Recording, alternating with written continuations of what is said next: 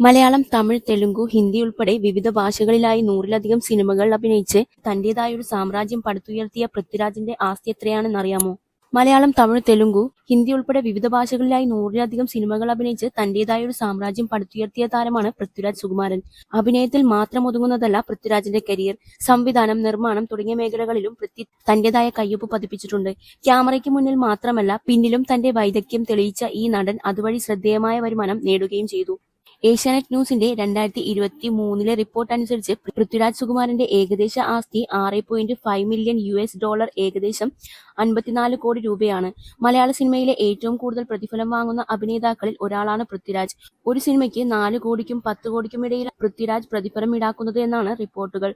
അതേസമയം 1100 കോടിയെന്ന ഭീമൻ ബജറ്റിലൊരുങ്ങുന്ന SS രാജമൗലിയുടെ വാരണാസിക്ക് വേണ്ടി 10 കോടിയിലേറെയാണ് പൃഥ്വി പ്രതിഫലമായി കൈപ്പറ്റുന്നത്. മഹേഷ് ബാബു, പ്രിയങ്ക ചോപ്ര എന്നിവരും ചിത്രത്തിലുണ്ട്. സൂപ്പർ സ്റ്റാർ മോഹൻലാലിനെ നായകനാക്കി പൃഥ്വിരാജ് സംവിധാനം ചെയ്ത ലൂസിഫർ ഒരു വലിയ വിജയമായിരുന്നു. തുടർന്ന് വന്ന എമ്പുരാനും ബോക്സ് ഓഫീസിൽ കോടികൾ കൊയ്തു.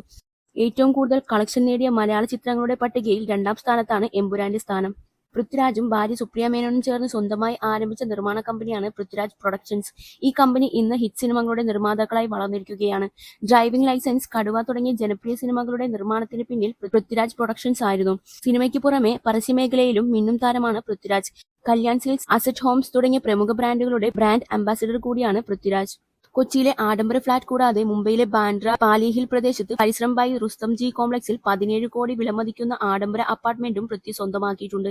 ആഡംബര കാറുകളുടെ വമ്പൻ ശേഖരവും പൃഥ്വിക്ക് സ്വന്തമായുണ്ട്.